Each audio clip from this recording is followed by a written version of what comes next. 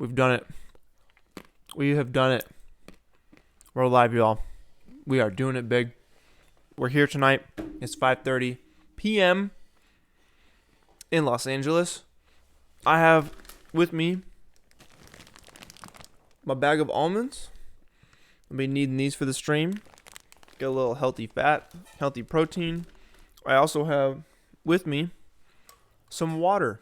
I'm going to need this because you don't want to get dehydrated, guys. Chapped lips are no good. Also, of course, you got your chapstick. Boom. We're in. So, I'll be checking this chat constantly. Well, frequently. Occasionally, okay? And I'm going to see what you guys are up to here. I have something for you guys, actually. We're going to figure out what we're going to make today. And then I'm going to give you guys a whole... I'll show you. Good to see you guys. Always good with the almonds. Absolutely. So first off, I got to give a shout out to... What was his name? His name was Mark. Mark helped me answer some questions for the stream here. He works at YouTube. He made things get a little bit better, just a little bit better. The knowledge is a little bit, it's cranked up a little bit more because of Mark. So thank you, Mark. All right, who we got in here, guys? Who do we have? We got David. What's up, David? We got two Davids. What's going on? Robbie Dill. Oh, Robert Dill in the house. Everyone say hello to Robert. Robert is a fantastic stunt coordinator, stunt man. He helped me with the Sleeping Dogs live action fight film. If you guys remember that, it is a throwback to Sleeping Dogs video game. I love that game. And Robbie Dill helped me choreograph all of the amazing fight scenes, which basically the whole thing is a fight scene. EMC Monkeys, they're amazing. So, good to see ya. Robbie Dill, it's been a minute. Who else we got? Ross? What's up, Ross? Jeremy? How's it going? The Ninja? Hello, sir. So, I've been thinking about this over the last week, and I really want this to be a consistent time. We're going to find a consistent time. Right now, it's on the weekend. Last week was Sunday. This week was Saturday. We're going to find out a time that works for all of us where we can get together, hop in to our 3D program of choice, whether it's Blender, 3ds Max, Cinema 4D, Maya, whatever. If you're trying to do stuff in Substance Designer, Substance Painter, let's just block out a time once a week to get together like this and learn more about the program we're working on. So obviously I'm in Cinema 4D, right? So I'm going to be dishing some C4D knowledge. I'm using Octane as my renderer of choice, so I'll be dishing some Octane knowledge. But I want to keep it pretty general as well. There was a guy in the stream last week, and he was like, let's kind of generalize this for people who are working in another program. I think that's great advice. So, let's hop in. Let's figure out what we're going to do. I have for you guys something special. Let's pull it up. Check this out. So, we got here a list of pictures from movies. And to be honest with you guys, I'm a little afraid to throw my little Finder browser window onto the stream because who knows? People getting hacked left and right these days. Who knows? So it's a big list, right? I got a big old list of files in separate folders from different movies like The Matrix, The Last Samurai, The Conjuring, The Apartment, Terminator 2, Spirited Away, Social Network, Skyfall, Sixth Sense, Sinister, Sicario, Seven, Saving Private Ryan, Raising Arizona, Prisoners, Once Upon a Time in the West, No Country for Old Men. The list goes on and on, guys. And I have pulled images from those movies that I love or I think I can learn something from. I put this together when I was working at Rocket Jump. And I used this as a giant database to reference for lighting. We had to light a certain scene a certain way. Well, let's pull something from Fight Club. Let's see how they lit, I don't know, this scene right here.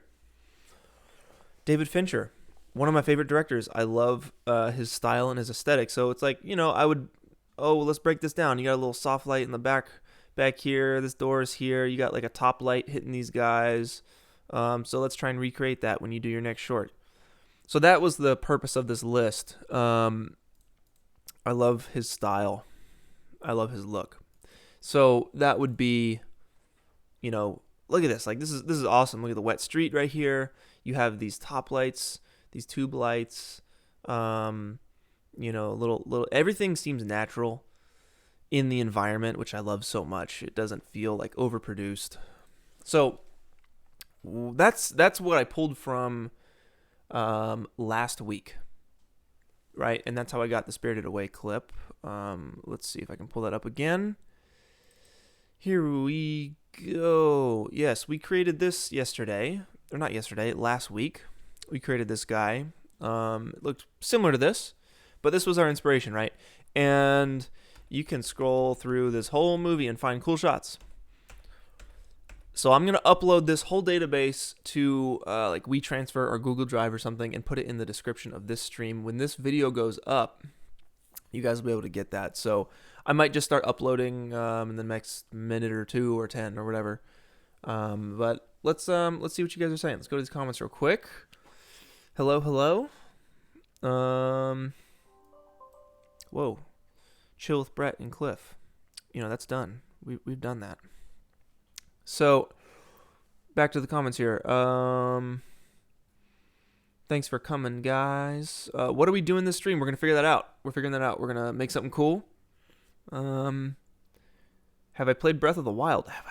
Breath of the Wild is like the greatest game ever. I listen to the soundtrack pretty much daily. And I hopped in. I think I put 120 hours into that game. So good. So good. Spencer, I'm glad I'm doing this. I'm glad you're here. What else, guys? What else? If you set up a Discord, you can do group video calls and whatnot. Yes, I want to do that. I do want to do some group Discord stuff and some more personalized training with you guys. If you're interested in that, let me know in these comments here if you guys are down for that. So more on that in time as the stream grows and whatnot. Song of the Sea. I'm not familiar with Song of the Sea. Is that, I assume, some Zelda stuff? Have I seen The Lighthouse? No, I have not seen The Lighthouse. Matt from Corridor has gifted me The Lighthouse, and it is queued up, and I will watch it very soon. What else, y'all? What else? All right. What's your go-to way to get into the state for working on projects? So yeah, David asked what my method is for getting into the zone for a project. Well, I like to get excited about it. And if it's something I have to do that I'm not excited about, well, then I just, block out time to sit down and do it, right? Try and block out as many distractions as possible. Keep things quiet. Put on some music that you enjoy, perhaps, and just enjoy the process. Dive in and get going. But this is a case where, I enjoy every second of what I'm doing. So, it all just kind of flows. It all goes. So first we need to figure out what we're doing. Oops, sorry guys. We need to figure out what we're doing. Shadow of the Colossus. Great game. Super good game. The Ninja would be down for Discord. Sweet. Cole asks, what project that you have worked on in the past has inspired you to try better? Was it something that was positive or negative? Man, every project is a chance to get better. I forget who said this, but if you fail at something, the only reason it becomes a failure is if you don't learn something from the failure. So, if you're doing a project, and I think it's very important to get through to the end, put out the work of art, do the thing. I actually did a podcast with Andrew Price, the Blender Guru, and he actually talks about this. He values somebody who can get stuff done, get lots of things done, and learn from that, versus the person who spends 4 years on a project which I get. You know, I understand that too. But get it done. Get your stuff done, whether you succeeded or failed in your eyes. As long as you learn something from each project, that is a good thing. Take some time to write about it, journal about it. That's all good stuff. What else? What else? Said in the light painting video they weren't happy with your photos. Is there anything you'd do differently?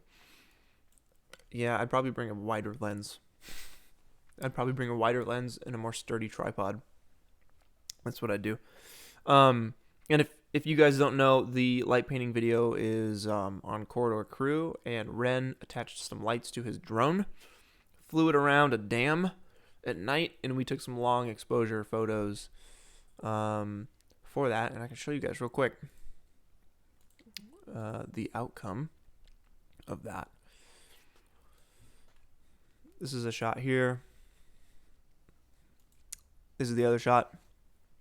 And yeah, you get the dam, you got the drone flying up in there. It was really cool. It was an awesome experience. All right, let's dive in here, guys. Let's do this. Let's get moving. We need to figure out what we're gonna do. Look at this panorama. That's nice. That's really nice. This is a nice panorama too. Little train station. This would be fun. This would be a lot of texture work here, which is always a good time. I love texturing. This is a similar setup. You know, there's some texturing and some modeling to be done here. Let's check Castle in the Sky real quick. This is probably my top 3 Miyazaki movies. That would be interesting. That could be interesting. You know, grass and leaves is... It's not that. It's actually pretty easy with Octane. And I assume some of the other renderers.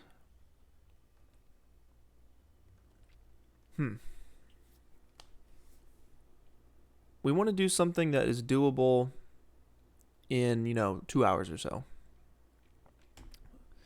So we don't want to bite off anything that's too difficult within that time. And at a certain point, we will get into more intense scenes, and we can maybe do one over a month or something. This would be cool. Some like rock city thing. This would be cool. This would actually be pretty sweet. I'm going to just dock that one. Maybe I'll remember this. I'll remember this one here. If you guys have any suggestions on what we're going to do, that's also another reason why I think a Discord would be awesome. We can start voting on stuff that you guys want to start making and learning. Oh, this could be cool. A little like crystal scene. A glowing crystal scene, maybe. Oh man, what a good movie. What a good movie. Oh, this would be sweet. Do these tanks. Could be interesting. Let's keep going. Let's keep looking for something. Oh man. Yeah, I'm a sucker for like foggy, atmospheric architecture, nature shots, big wide angle stuff. That's awesome. What else we got? What else do we have here? We have Howl's Moving Castle, I think. No, I don't have that one.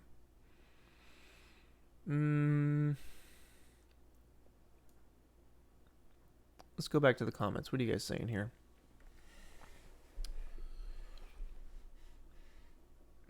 Cornelius Domrick. Yes, he is the best. He is so good. Oh my goodness. Yeah, that guy's amazing. He's literally the art that you see when you open Octane. That's his art. Yeah, that guy's incredible.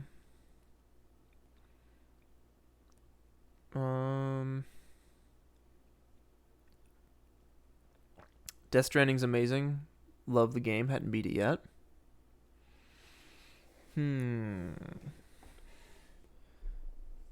Spirited Away is my favorite, but Castle in the Sky is such a close second. And honestly, Lupin, Lupin the Third in the Castle of Cagliostro or whatever it's called, that is a good movie. It's one of his first ones.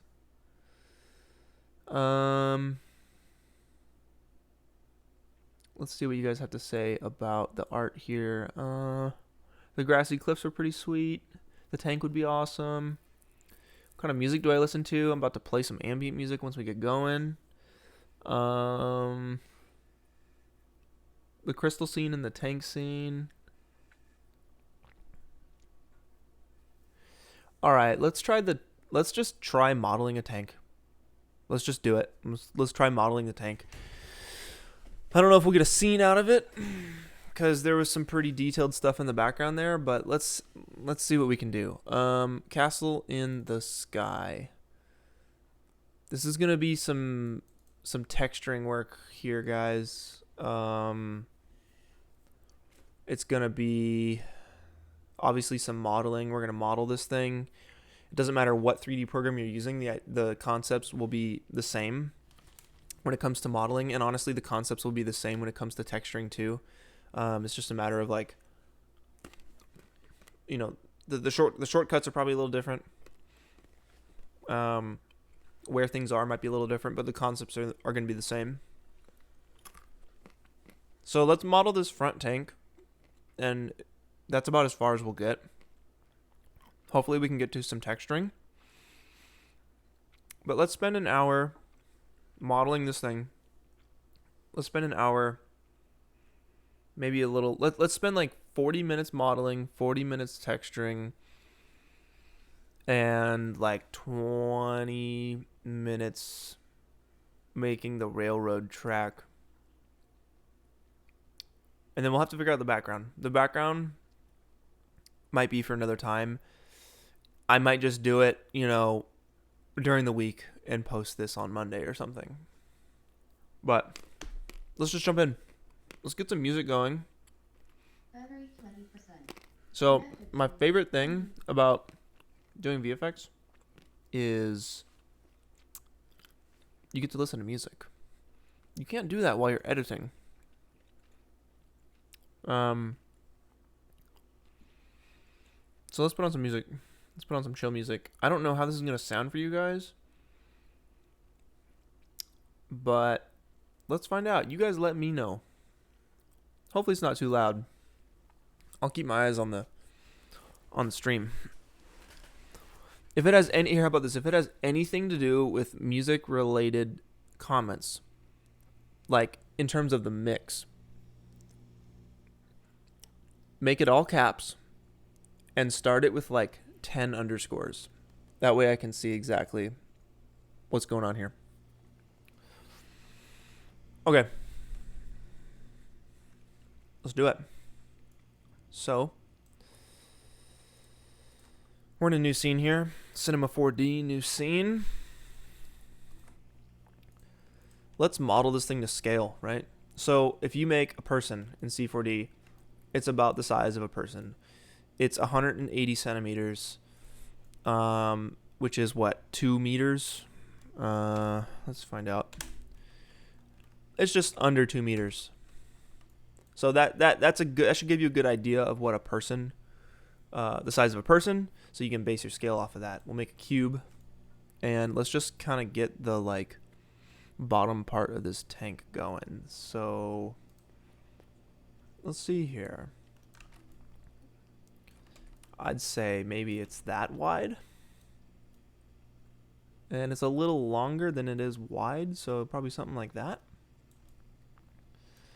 And yeah, it's about that tall. Let's roll with that for now. I'm going to make this thing editable by hitting C or this button in the top left up here. Now the first thing I'm seeing with this tank, let's make this a background for us so we can actually see what's going on. So I'm just going to double click down here, make a new material, And there's a whole bunch of different ways you can do this, a bunch of different ways in different programs. But basically, I just need to get this image in here of this tank so we can see what we're doing. Boom.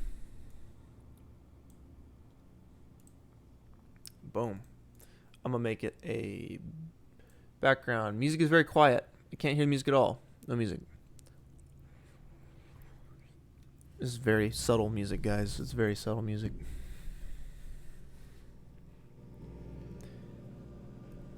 It's ambient music. It might be a little too much or a little too little for the stream, but I turned it up a little bit. Let me know if you can hear it, if it sounds good. If it's not the vibe, I will change it.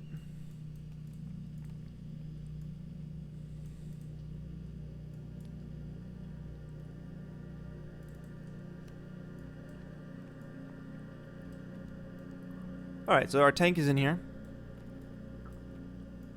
Let's cut it. Let's cut this cube up a little bit. So now, you know, I got a little bit of almond in my throat here. A little bit of almond dust. That's why I got my water.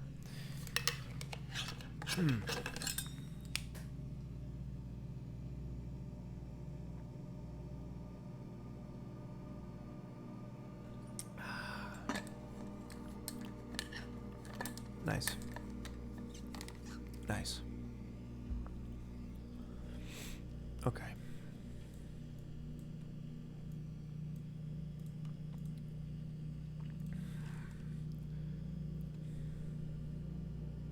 Alright, music's good now. This is not the Blade Runner soundtrack. This is an artist called Mount Shrine. It's very, very, very peaceful ambient music. So, we want to scale this up, right? Something like that. You got this like trapezoid looking shape here.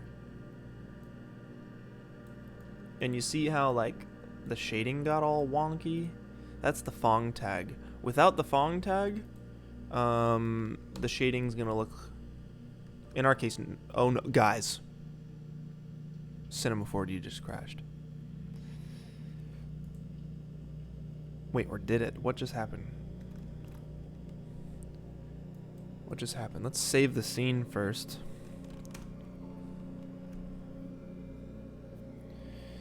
Alright, object cube tag 5612 present too often. That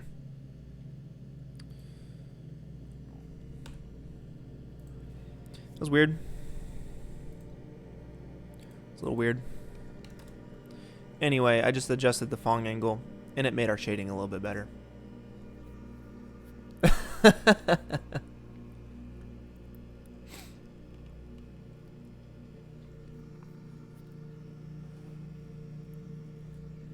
Alright, we're in, guys. Don't worry. We're doing this.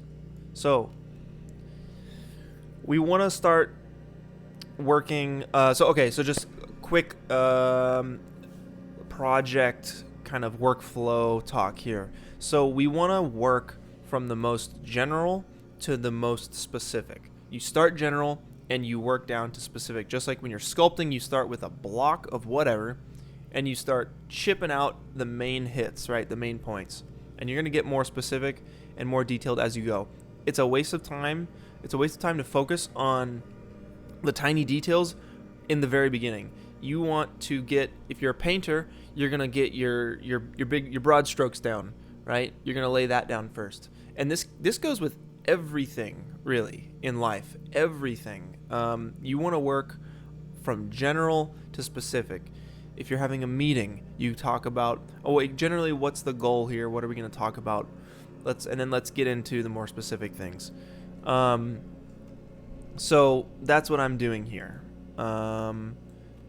As I'm starting from general to specific.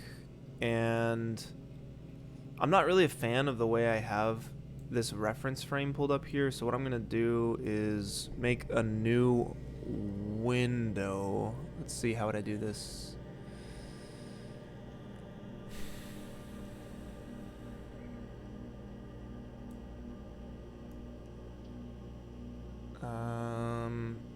new palette, I think. There we go, yes.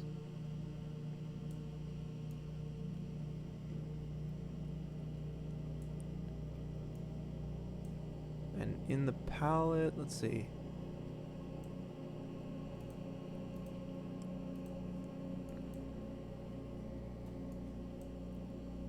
No, I'll just do it like this.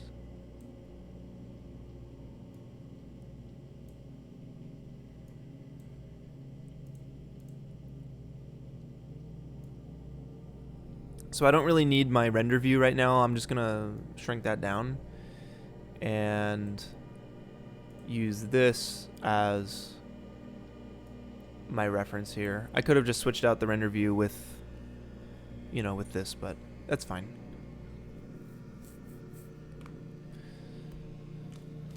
How's everybody doing?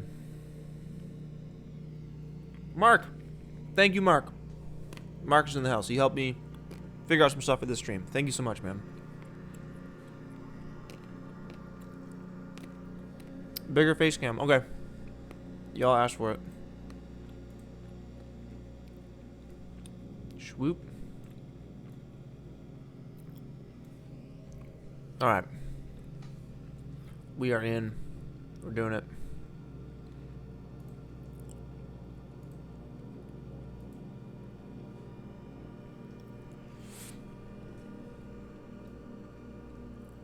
So next up, we have kind of like a... What's the most next, like, biggest shape? Is probably the top piece, right? That would be a cylinder. I'm going to scale that up. And it almost comes to the edge here. So we will bring that down. It obviously doesn't need to be this large. So we'll just have it kind of sit on top like that. And we will make it editable. We'll hit C. And now we can start messing with some points here. It does have, the top ring is smaller than the bottom. And so I'm just going to do a loop selection. I'm hit UL on the keyboard. Get that. Hit T to get scale. And I'm, oh my goodness, that's not what I wanted to do. All right, here's a good thing that took me a minute to figure out. You see how the top piece is separate from the rest of the cylinder? Well, for some reason, I don't know why that happens, but it does. You just need to select all your points and optimize it. You can right click, hit optimize, or it's a UO as the shortcut. So again, I'm gonna hit UL, loop selection, hit T, scale it. Oh my goodness. Scale it down. And there we go. You can see it's working properly now. And on top of that, it looks like there's another cylinder. So I'm gonna duplicate this cylinder, hold Control and drag to duplicate and move at the same time. I'm gonna hit T for scale and scale this down once more. Now you guys can see I'm building out this shape, right? And all I'm doing, like, I used to get really intimidated by modeling because I'd look at something and I'd be like, man, there's no way I'm going to be able to do this. It's so detailed. It's so complicated. How am I possibly going to do this? But if you start general and work your way down to more specific, you will surprise yourself, I promise.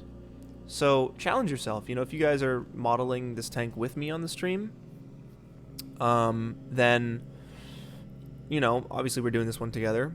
But if it's anything else, challenge yourself to start from general to specific. There goes the almond dust again.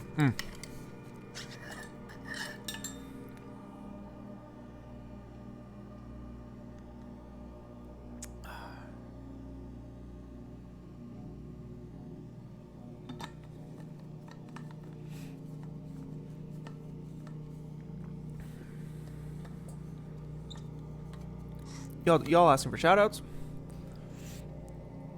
What kind of shoutouts are we talking about here? John Paul Bernard.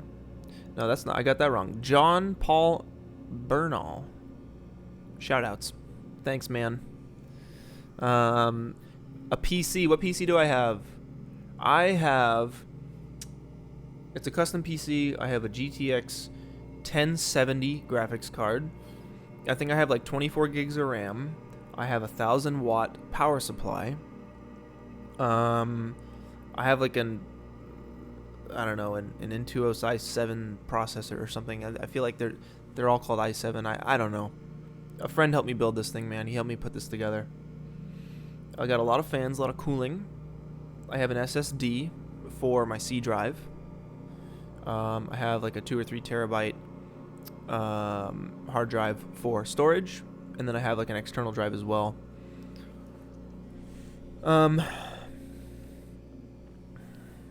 never done the keto diet, to answer your question, Bowden, but I have intermittent fasted, and I like it a lot.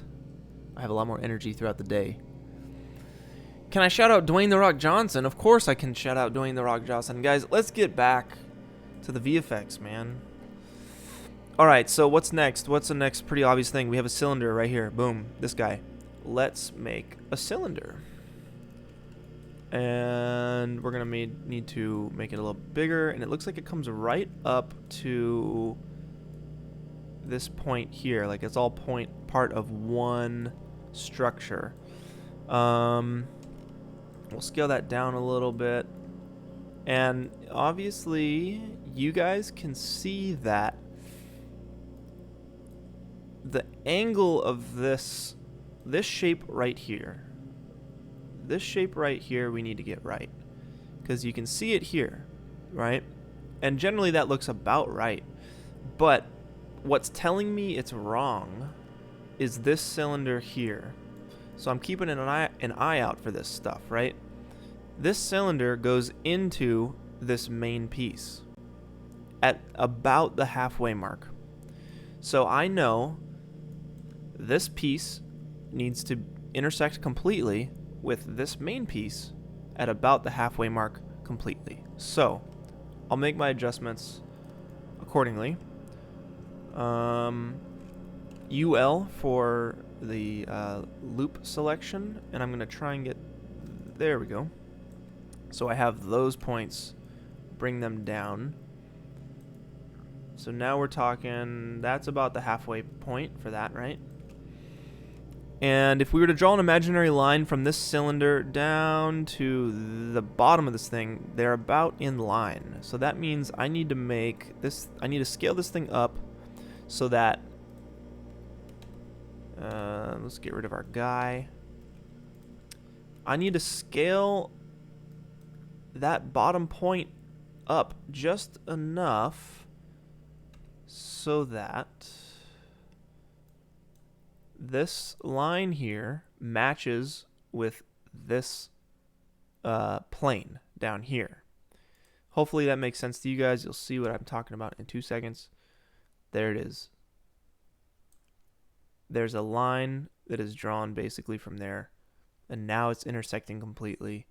I still think this looks taller to me. Ours looks a bit fatter. So we're going to want to work the shape of this a little bit more.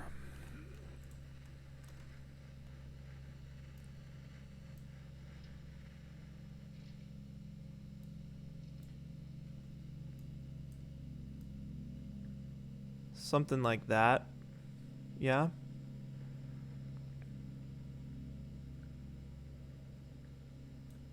I'd say that feels about right. Maybe these top pieces are a little large.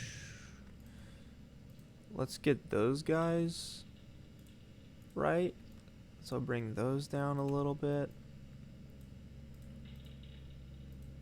And this is very similar to drawing, guys.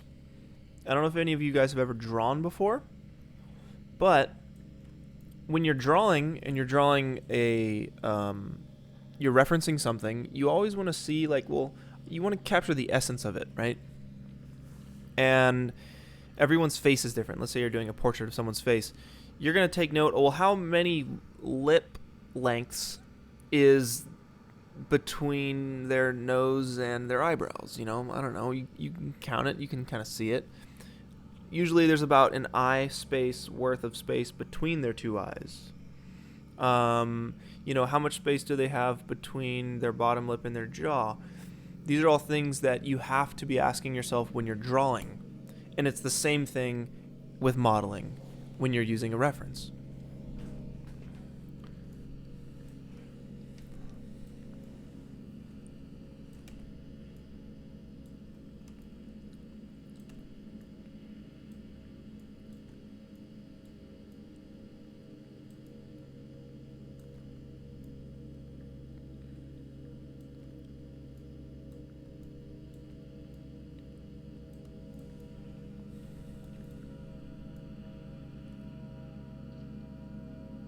I'm happy with that.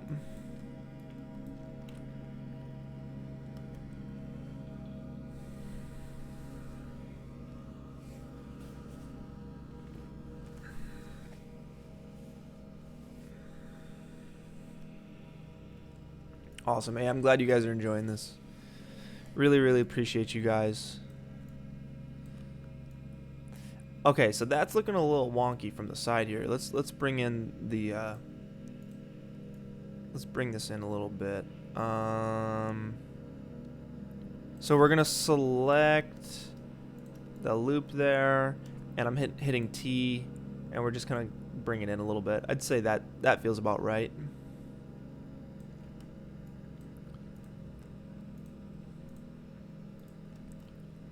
Scale this up a little bit more.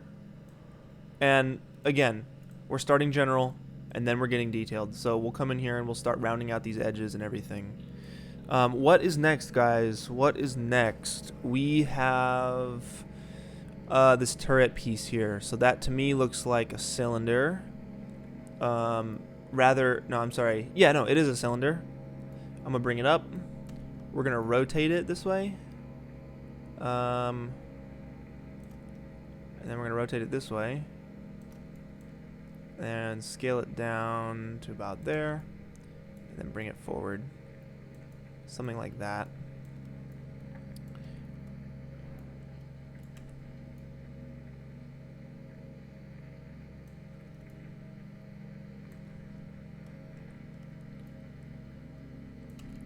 Yeah, hopefully this is making sense to you guys. We're starting general and we're getting to the specifics. So you can already see this piece is tinier than the big one we started with. You know, we have to cut this piece out and add the turrets there. So we can get to the cutting out portion in a minute here, but let's keep going with the general vibe of things. So right here we have the cylinder. If I want to spawn something at the point where this cylinder is, you can hold control down, make another cylinder, and it'll spawn right there. I hit R for rotation, grab the x-axis, hold shift, and the degrees to which you rotate the thing, it'll snap, right? So if I hold shift, you can see it goes 10, 20, 30, 40 versus just trying to eyeball it. You'll be there for, you know, till next Christmas.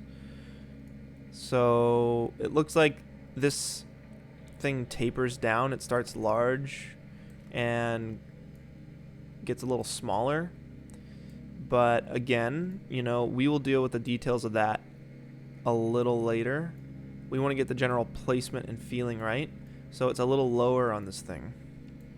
We'll control drag and we'll get that second piece there and move it back a little bit. So already we're getting closer, right? We have two spheres down here, it looks like. So that's an easy one, right? We'll make a sphere. We'll pull it forward, scale it down, and work it into place.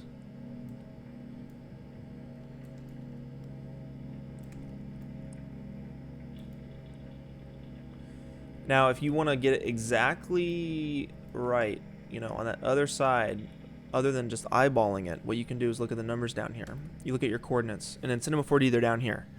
So we're looking at, you know, we move it on the z-axis, and we can see the z-axis is shifting. This number down here, it's shifting. So we know the z-axis is the number we need, right? So I'm going to copy this number and control drag and paste the number in and take the minus and delete the minus so it turns to a positive, and there you go. Now in Cinema, you can select multiple objects and make changes across the board on everything. So I'm going to select both of these spheres and drop the segments down to, I don't know, 18, because they don't need to be super high poly, right? And you can see how both of them shifted. If I want them to be 100, they're both going to change. So what is next? Now we're getting into a bit smaller detail here. So it looks like, okay, you see this cylinder here with this turret? It's mirrored on this other side because I see a turret and I see the piping for this thing right here. So what I'm going to do is model this out and then just use the symmetry object here, or the symmetry tool rather, to mirror it on the other side. How's everybody doing? Everyone doing all right? Thanks for sticking in. We're building out a tank. Any requests? Any questions? Or are you guys doing good? Should we keep moving on?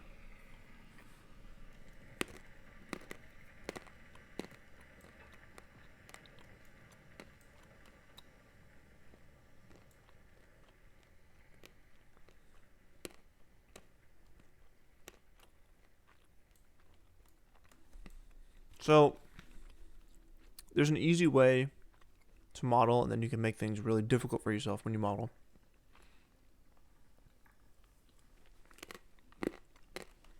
And you guys will see what I mean in 1 second. But before we get to that, let's have some sort of like organizational setup. So I'll just make a null. I'll call it tank. And I'll drop all the stuff that make up this tank into that folder.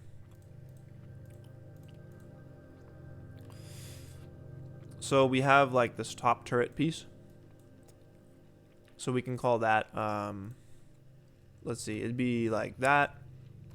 And these 4 pieces right here. Let's say these 5 pieces.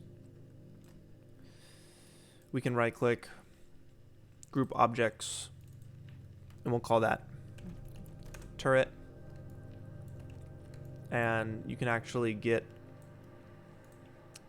the anchor point of this turret piece. I'm hitting L to bring up the axis tool, and we can kind of eyeball it for now, but we want to get it right in the center. So that way, you know, when you animate this tank, it rotates properly. What's next? We have like the hull of the tank, and that would be the main, you know, basically everything else. So I'm going to select those parts and group them. We'll call that the hull. And now we have kind of a little organizational structure here, and organization is key. You don't want to get lost when you're working. That's the last thing you want to do. So let's keep going. Let's check the comments here.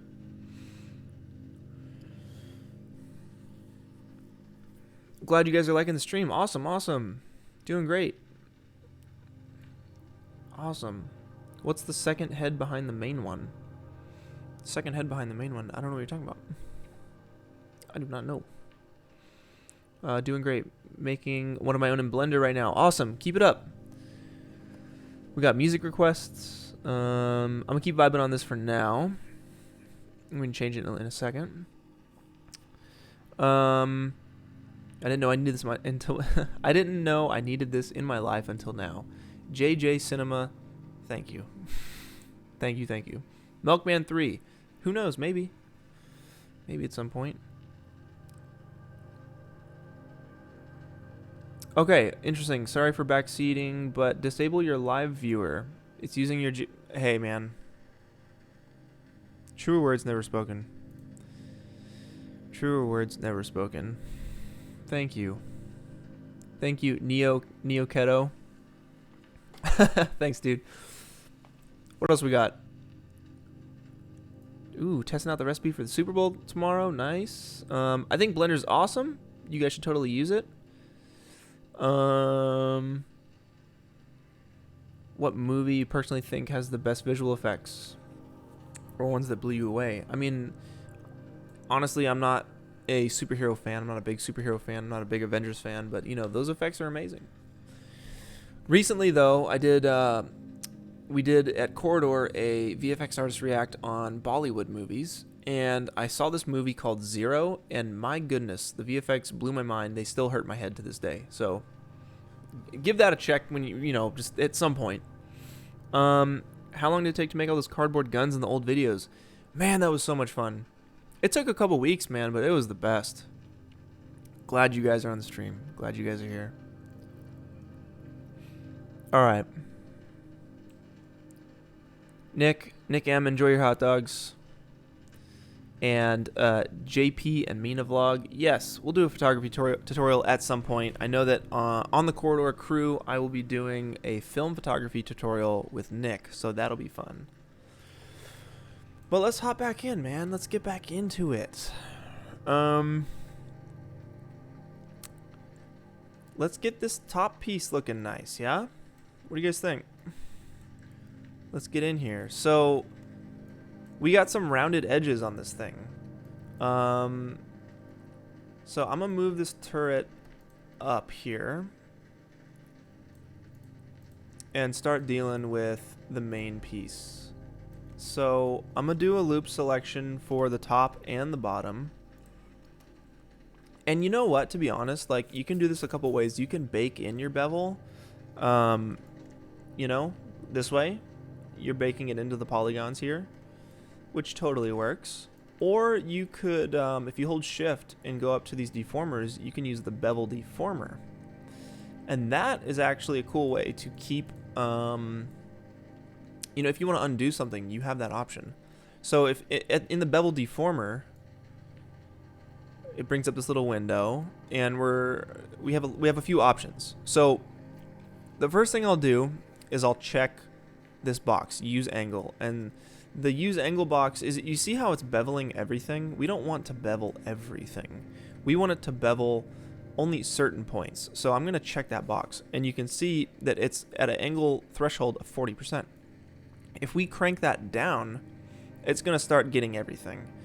But since we told it, no, we only want to do angles higher than 34 degrees or more intense than 34 degrees, then you fixate on those exact edges. So we'll offset it like maybe 5, maybe 10, and we want a subdivision of 10. That's up to you guys, however many polygons you want. Start with 5, I think that's good. And you see it gives it like a little rounded edge. And a note that I've heard time and time again, no edge is perfectly sharp. Even a knife has a beveled edge. And that's actually a really, really good tip for you guys for anything CG based, right? First off, when you bevel your edges, it catches the light in a certain way. I mean, it catches the light, period. You're going to get that nice, like, that sheen off the edge of something. If it's perfectly sharp, you're not going to get anything. So you want to bevel all your edges, and by doing it with the bevel deformer, you know, that gives you guys the chance to experiment with it and undo it, or you know, let's say we want this to be a little bit more intense, or you want it to be, you know, a little less intense. So that's a way, that's just like a little tip, right? And it's cool because you can drag this little bevel deformer onto that guy. And if you hold Alt when you drag something, it will, oh, it should. I'm sorry, Control. Control's the key you want. So I Control dragged it onto there. We can bring down the offset a little bit. That's just artistic taste at that point.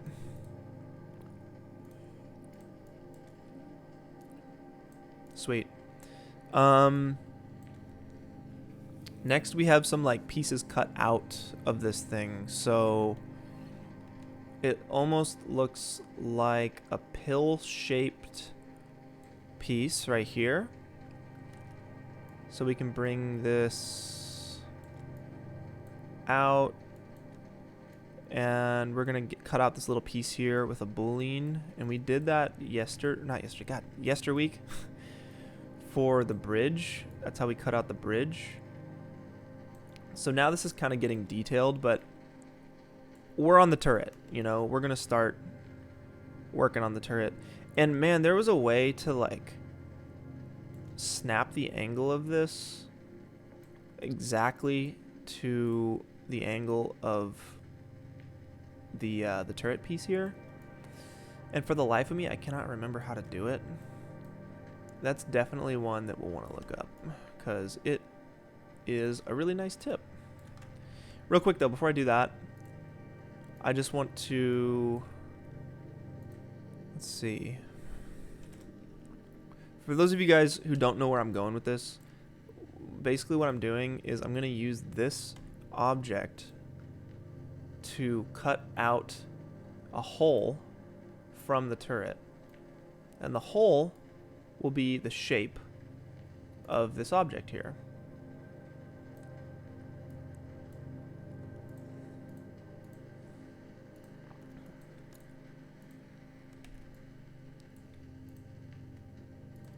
Alright, so this is going to go back into there.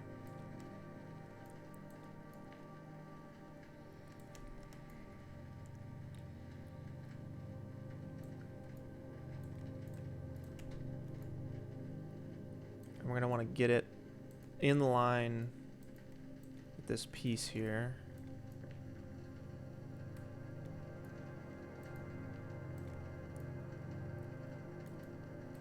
This totally looks like a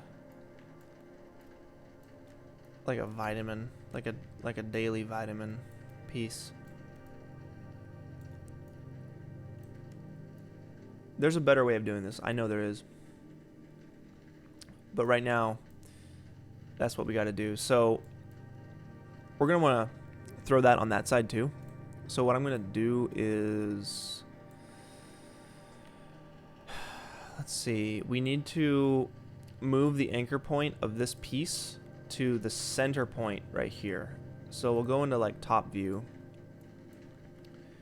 and I'm going to hit L for my anchor point, and I'm hitting W to switch between world and local for the anchor point, and that's super helpful. I'm going to switch to world, and I'm just going to move this to that point there. We'll zoom in, and we're just going to eyeball it. And I know last week we talked about using the axis tool, but I think the axis tool is only relative to the object itself, and in this case we want a very specific point that we're trying to get it to. So now I can hit R, hold down Control, and move this to the other side. So we'll have two symmetrical holes we're going to cut out from this thing. We can take these two objects and we can connect them and delete, basically meaning that's one object now. That's considered one object up in our hierarchy up here. And again, with the Boolean, we did this last week. A Boolean is basically going to take one object, which is our cylinder here. I'm going to drop the Boolean down into our turret. Null. We're going to drop this in there. So A minus B gets us this look right here. And it looks a little wonky. It has these pieces coming down. So we'll do a couple things to like alleviate that. I think you guys can see what I'm talking about. We get these weird points. So first, in the Boolean options, we'll check the box for creating a single object. We'll hide the new edges, and that took care of it. Hiding the new edges took care of it.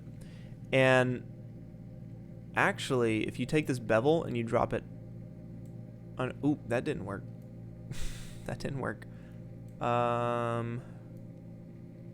there's a way to bevel everything.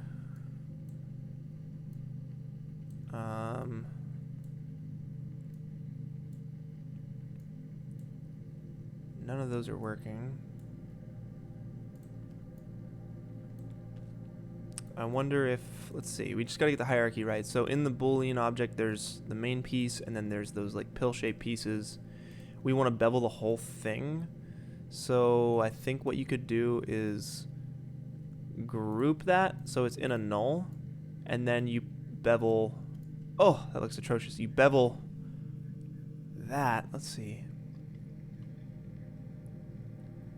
This is not working.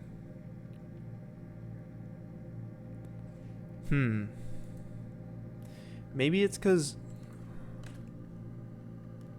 Okay, so the bevel's working from here. You guys can see that.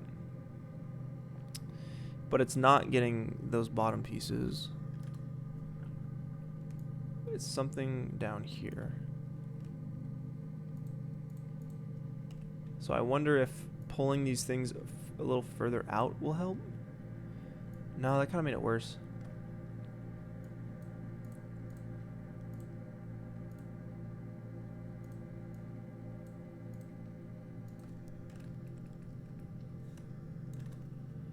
I'm gonna stick back to what we were doing.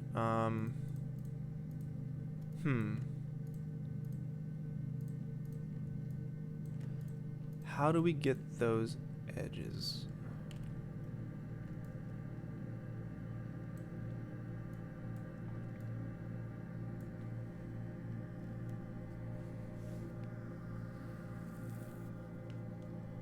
Guillermo, yeah, there's totally a world where these streams take place a little sooner. Another reason why I want to get that Discord channel going is so that we can all like have a place to talk and just put some ideas out and figure out the best time that works for everybody. Ross, thanks for stopping by, man. I hope you get a chance to watch this after the fact once it goes up to my channel.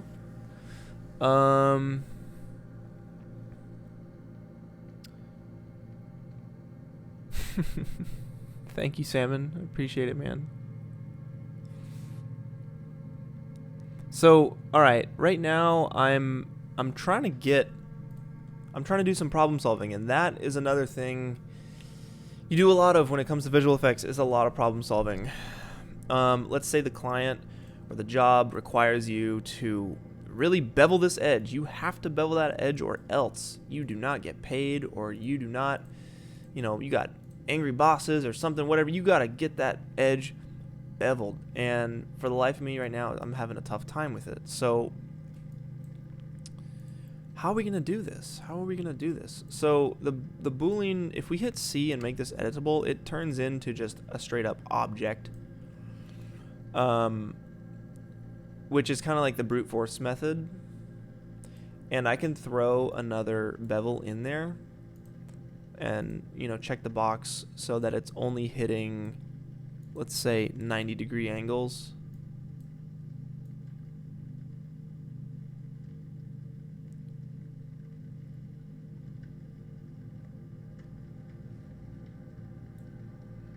And the offset is 0.1, but it's really messing up down here. It's really not having a good time down here. I think it would just be a matter of like redoing the Boolean and doing it with something that isn't rounded on the backside. I think that would be the way to do it.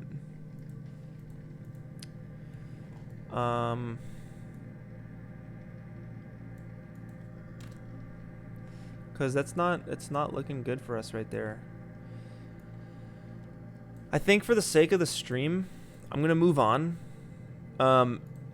Just because we only have a limited amount of time here. If I were to do this again, I would do it with, instead of a rounded backing here, I would just do it with a flat back. And I think that would help the geometry clean itself up a little bit. Because it's this thing that is screwing with us. So I'm going to break my own rule here. I'm going to not bevel that edge, at least for now. Oops, Call got a for call. Marcus Land. Hello, Marcus. In time. In time. Alright, we're back in.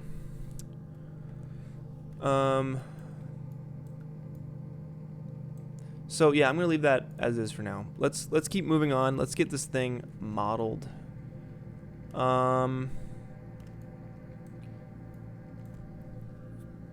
There's a railing up here. Let's get this railing. So the railing we will do with splines. So a spline is basically like, you know, in After Effects you have your pick points and your point tool and your pen tool and all that stuff, and that is basically the same thing, but just in 3D. So what we want to do is kind of get like a semicircle, because it looks like there's a semicircle vibe going on right here. And there's a cycloid, and I wonder if a cycloid can kind of become what we want it to become. We want it to become a semicircle, not this like mushroom looking thing. No,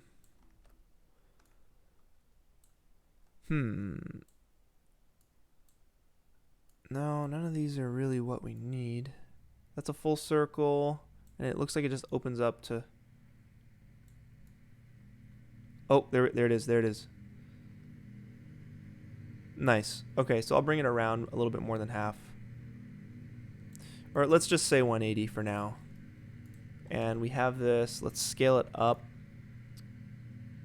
to... It looks like it's on the top of this thing. So we'll get it right there. See, it's chilling right there. And now it's really as easy. It's as easy as doing a couple steps here. So we have this piece. This is our main piece that we want to kind of wrap around. We want to throw it in a sweep NURB. And the sweep NURB is basically something for the cycloid to go into to make it thick. It's going to be thick, right? And it's not doing it yet. That's because it needs to know how thick.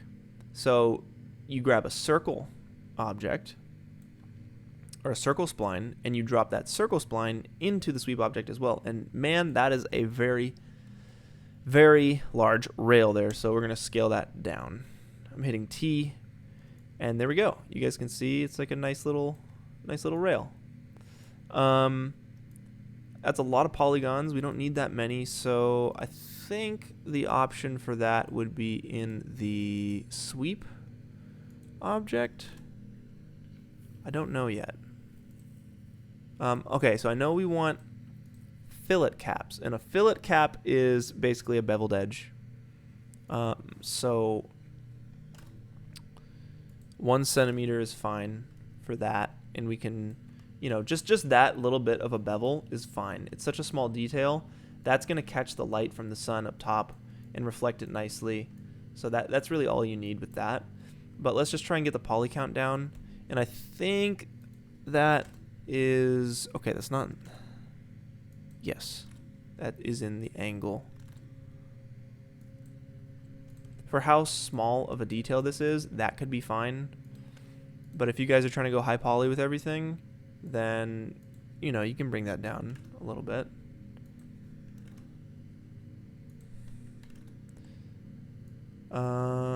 And uniform.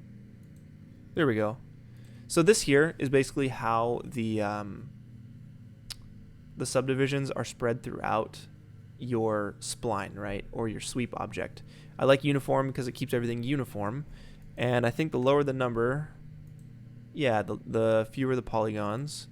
But I do want to get these down. The horizontal ones down. So is that a... Oh, there you go. Cool. It was the cycloid. So they work together to kind of give you that look. Now they have little guardrails that go down. So what I'll do is now we can go in here, guys, and we can start placing individual cubes, but my goodness, that's going to take years. So what we're going to do is use a cloner object. You guys want to get smart with the way you do things. You want to save as much time as possible. So you want to use a MoGraph cloner object. And what that is going to do is clone a certain object in a certain way. So what we want is to make one of those little railings. And it's okay if it's a square here in this case, or a little rectangle, because again, it's such a small detail. And it depends on what you're doing this for. If you're doing this for like the Avengers, then you're going to want to do it legit. But also maybe you don't need to, So it looks like we got, what is this, 10 centimeters by 10 centimeters. We can probably go down 5 centimeters. I'm just getting the scaling right, getting it into place. So that's kind of the vibe, like that, right? But we can see how it arches in. And in fact, this sweep object, or the cycloid rather, we can scale it up so it goes outside beyond the bounds of, this edge, just by a little bit, so that we can have those points come in. So we have our cube here. It's generally in place. We want to drop that into the cloner. Disappeared. It's probably inside the tank.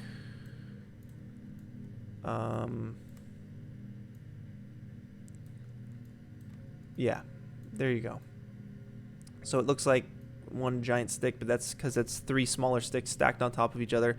That's because it's linear. We want to change the mode from linear to radial, and we're on the wrong axis. So we want to change the plane from XY, and I always get this wrong. I have to guess every time. So XY means it's going left and right, up and down. So we want it on XZ? Yes, I got it right. Sweet. We'll scale that. Actually, no, we won't scale it. We'll start messing with some of these settings. So the radius is what we want. And we know we want a higher count of them. So you guys can kind of see where we're getting at here. We'll move this down. And we only want it on the front half, we want it on the back half, not the front half. So I think there's a way to do that. Yeah, I think you can just do it like that. So we can just set the end angle to 180 and rotate this whole thing around a little bit. We can remove the number of them. Say there's like 15. And we just want to make sure our edges are symmetrical, right? So now we want to adjust the rotation of these things. So you can go into transform and start messing with the rotation. Boom. That's what we want right there.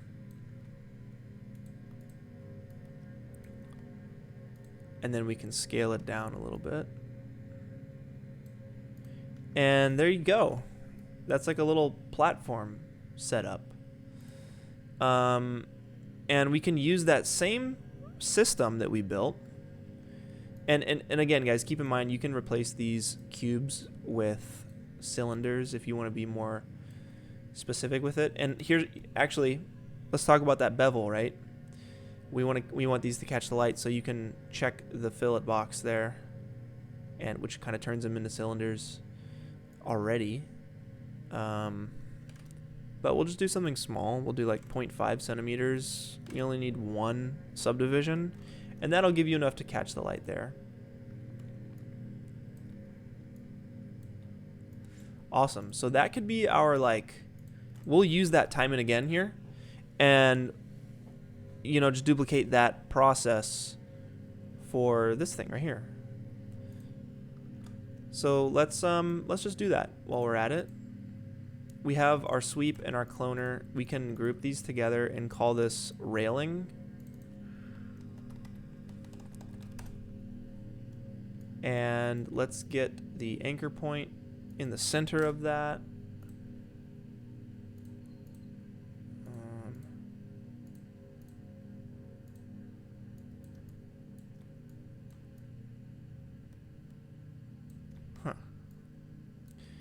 So we want to adjust that a little bit.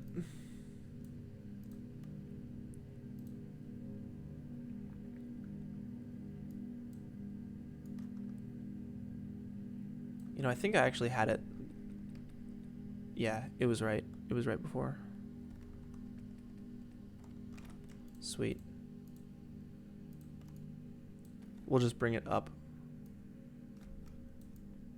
Cool. So we can control drag this over to the other little turret thingy. So it's right in the middle of that. And we will scale it down. Bring it down. And we'll rotate it 90 degrees. And that's basically the idea with that. You know, we can adjust the amount of objects we're cloning in the object tag here, and just do like maybe 10 or something. And we can maybe thicken up the railing perhaps just a little bit by going into the sweep, going to our circle and scaling that up. So you have full control over all this stuff. And same for the cube. The cube can be like, that's the benefit of keeping your things editable. When you when you bake it in, when you hit C or when you hit this button here, when you make, or I'm sorry, I have it backwards. My phrasing is backwards.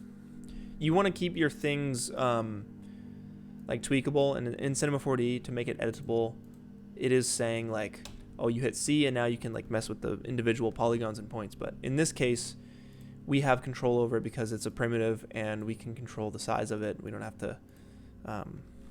I think you guys know what I'm saying. Let's keep moving on here.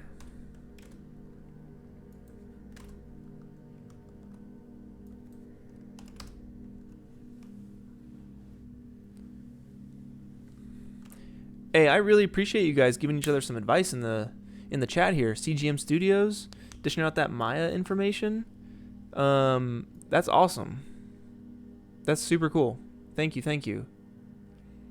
Hand placing objects gives you a better sense of organic placement. Okay, for sure. Using those modifiers will look like what it is, more robotic placement. Oh, Casey Edwards. What's up, Casey? I'm going to be seeing you later tonight, man. Thanks for stopping by. Okay, to address the robotic placement, check this out, guys. I'm about to blow your mind. Look at this. All right, the rails are robotically placed. I hear ya. That is a thing. That is a thing. I mean, this is a machine. So, you know, you have that going for it. But let's say you wanted it to be a little randomized. How do you randomize these pieces with a cloner? You know, you don't have a randomize option. But just kidding, you do. Check this out. So I'm going to select my railing. I'm going to select my cloner, right? Because the cloner is driving the things, these pipes here. We want to randomize these pipes. So you're going to want to go to, in Cinema 4D, if you go to MoGraph, Effector, or Random, and automatically it's working. Look at that. It randomly places these things all around. If it's not working for you, you can go to Cloner and hit the Effectors tab and drag this randomizer, boom, into there, and you can see it's working. Now when you click the random effector, I love this thing so much. It's checked for position right now. So each pipe is being displaced by 50 centimeters on the X, Y, and Z, randomly in space. You can set that to 111, and you get kind of an organic look here. I can go 333, And each one you can see here is a little randomized. And it's the same with rotation too. If you do 360 across the board, it's going to look crazy, you know? It could look like some cool spikes. But if you just do 111, you get a little bit of that randomness, which is super cool. And I think I'll keep it. And you can throw the same effector. You don't have to make another random effector. You can throw the same one into this guy down here. So that will be your other railing. You're going to go into there, select the cloner. You see the effectors tab, drag and drop the random, and you can see how they're just randomly moved about. I think it's awesome. Good note. Very good note. Okay. Let's keep it up. What else do we have? We have these like viewing window pieces here. These all look like little viewing windows.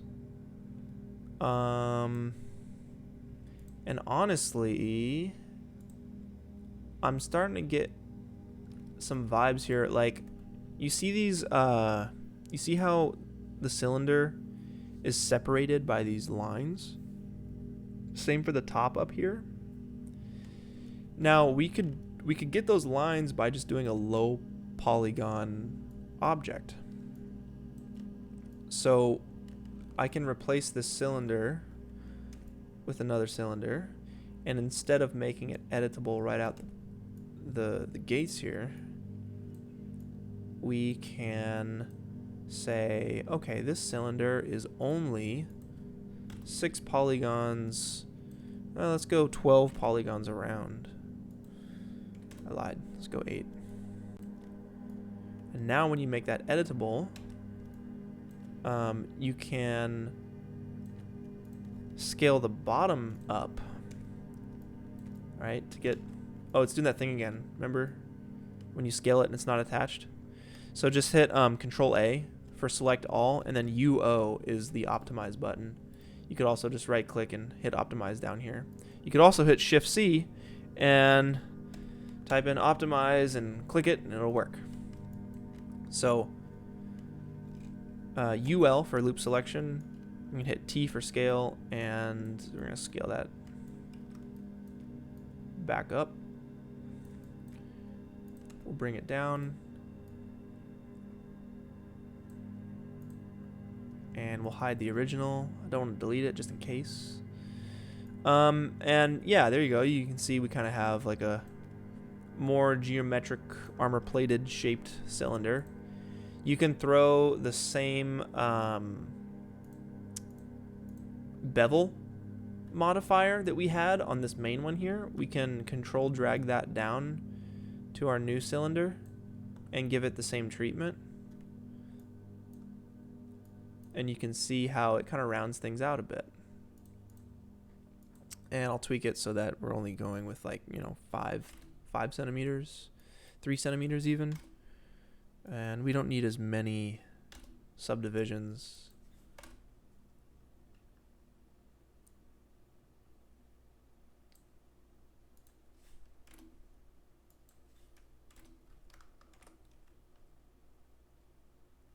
And you can double these up too. So like, you see how it has this top bevel here? I like that.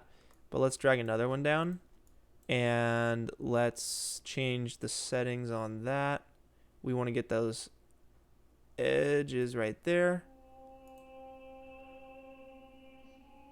Oh snap, the Gregorian chants, guys. I think we got to skip these Gregorian chants. This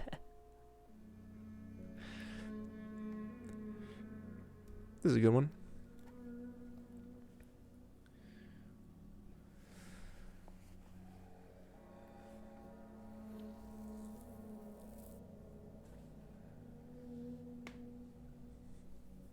All right, let's keep going, guys. Thanks for sticking in. So we're trying to get this second bevel. We want to subdivide that by 0. Offset it only by 3 or 2. And I don't know, is there a way to do this without having that like weird triangle piece? The limit thing is kind of working, but where is the limit options? So now I'm in the zone where I hadn't gone this far, guys. This is new ground for me here. Oh, you can do it per selection. We can use this. So what if we just wanted... Oh, I bet you it has to do that. It has to connect the dots some way. But I'm cool with that look. I'm cool with that look. I don't think we're going to get this whole thing modeled by the end of this stream, guys. This might have to be a two-parter. Or maybe next week's tutorial is on texturing this thing. So you guys might have a little bit of homework. Get your tank modeled, and then we'll come back next week and texture it. But we still got an hour, so let's keep going. Alright, so... we want to cut these little viewing windows out. So that's going to be cylinder, and we're going to loop select all of these guys, and we want to extrude. Well, actually, let's make some cuts. So I'm going to hit KL, and you see where these little windows are. I'm going to slice it there, and I'm going to slice it there. And actually, you know what? I'm gonna do this a little differently. I'm gonna slice it there, knowing that I want to select this loop. And from here, if you hit MW on the keyboard, you're gonna get to the extrude inner tool here. You can also get to it by right-clicking and hitting extrude inner. And if we start going right here, it's not gonna give us what we want. That's one giant viewing window. We want individual viewing windows. So if you uncheck preserve groups, each one will be its own deal, right? And it's as easy as that. Boom. There you go. We'll hit, we want to extrude these back. So that's MT for extrude. You can also right click and choose extrude. You can also hit Shift C and type extrude if you don't know where it is, and select the option there. So we're brought up with some options on the right, but if you just click and drag, we're already extruding stuff. And to go the next level, to actually make it look like, you know, it's inset into this thing, we could do another extrude inner. That's MW. We'll scale it up a little bit, and we'll extrude it again, and that will actually get you like an inside piece. You see that? It's like we're kind of inside. It's set in to the armor, and that will kind of add, right? That'll add a little bit. You can go next level with it and do exactly what we just did, but to the extreme. So MW, extrude inner, we'll really extrude it, and then we'll extrude it back. And if I toggle the or if I toggle the ambient occlusion, you can see it's inset into the tank there. Oh, gross. What just happened, guys? What just happened? Let's undo that for a second. Yeah, you see what I mean here. It's inset into the tank, which is cool because that'll be glass at some point. Let's get our bevel down, right? That does not look right. So this might be the case where like you have to actually just bevel it as opposed to using the deformer, because, you know, or honestly, we could use the selection. So let's try it. I've never used it before. We'll do a edge selection across the top there, and we will say we'll go to select, set selection, and I'm hitting UL on the keyboard to do a loop selection. You could also go to select and hit where is it? Loop selection, UL. So we got that. We went select, set selection, and next to the cylinder there is this little tag here, selection tag. And that is what the bevel deformer will reference. So we'll drag that into the selection, and hopefully, fingers crossed, it's only going to bevel that part. Sweet. It works. It works. That's awesome. And I'm hitting NA or NB or NC or ND to switch back and forth between like viewing modes. You can also get that through display. NA, NB, NC, and D. You guys can see that. It's helpful for viewing your stuff.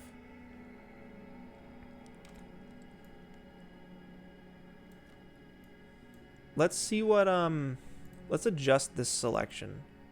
So what if we want to include these pieces too? What would that look like? Because I do want to bevel those to an extent.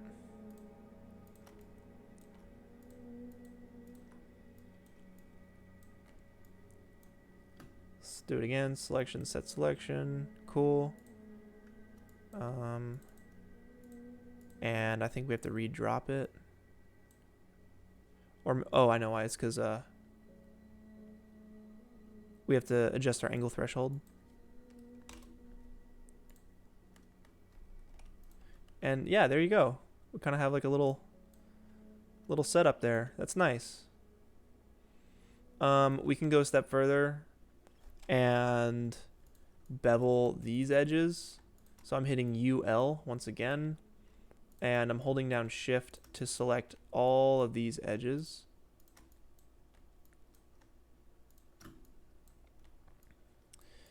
And now we'll do the same deal. We'll go select, set selection. We'll throw in, we'll just control drag this bevel, and we will reference our new edge selection here in our bevel. We'll drop that guy in there. And then now we have, in theory, we have a second bevel option. So let's see.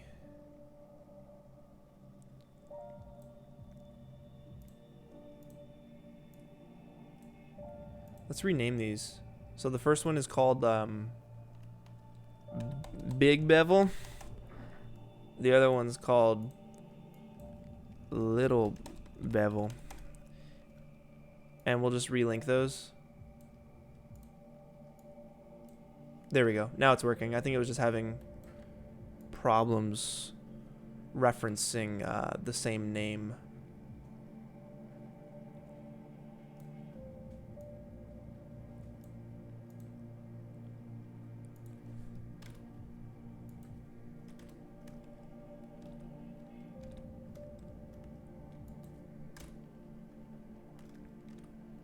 Awesome. This is looking really cool. So that's a way that you can, you know, bevel an object and mess with an object without actually messing with it. So if I turn those off, we're back to normal. So it's fully editable. That's really helpful because if you have, again, a client or the job asks, oh, we want the edges to be a bit more beveled, you can just come in and make those changes rather than having to remodel this whole piece. Saving you time and money.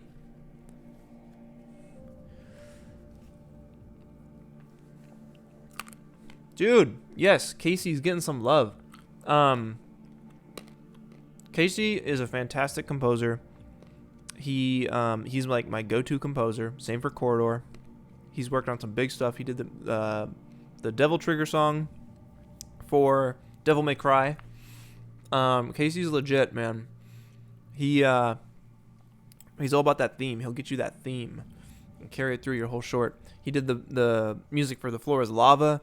He did the music for I believe Dead Island was the first project we worked on together. He did the music for Baby on Board. He did the music for a lot of Corridor shorts. Casey is legit. Very legit. So it's cool you're in here, Casey. I'm excited to eat extra sharp cheddar cheese with you later tonight. All right. Let's keep going. Let's see if we can't get this top turret modeled by the end of this stream. Call from. Get another call. Ben? I'm gonna get back to you, son. I'm gonna get back to you, son. I promise. All right. So let's get this top turret modeled by the end of this stream, and then we all got homework, right? We gotta model our tank because we're coming back next week and we're gonna texture the crap out of this thing. You guys can see how much time this takes, right? It's a lot of work. I'm snacking on some almonds, man. I got my bag of almonds right here. I don't leave home without it. They're from Modesto, from the source. Almonds from the source. Snack healthy, y'all. Snack healthy. All right. Shout outs to the almonds. To all those almonds. Yeah. Okay. We'll deal with those rivets soon because you can see there's all these like little rivets here. Lots of good detail in that. We'll get to that last. I think I'm done with this top piece. I'm done with the railing. Let's get into the gun. Let's do the gun. So we have this cylinder right here. This piece right here. We need to cut out a chunk from that. So I think the easiest way to do so, we can do it with like a Boolean again. We can cut a piece out of that. So let's try that. I think that's the fastest way, to be honest here. So we'll scale this down. Scale it in. So generally that is the shape we'll want to cut out. So we'll grab a Boolean object. Oh, here's a tip. Select whatever object you guys want. In this case, it's our cylinder here that we're going to cut into. If you hold Alt in Cinema 4D and then select your Boolean and let go, the object that you had selected will automatically become a child of the new object you selected. So in this case, the cylinder has become a child of the Boolean object.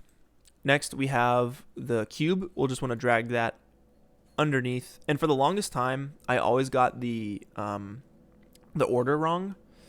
Like, what comes first, the cylinder or the cube? And I think it was Nick on Grayscale Gorilla. He said it's A minus B. So it's A, your cylinder, minus B, your cube. And ever since he said that, I, always remembered the order. So thank you, Nick. Grayscale Gorilla, they are the best. Ah, just the best. All right. So, guys, back again with the almond dust, man. Let's take care of that. Everyone, grab some water. Hydrate, stay healthy.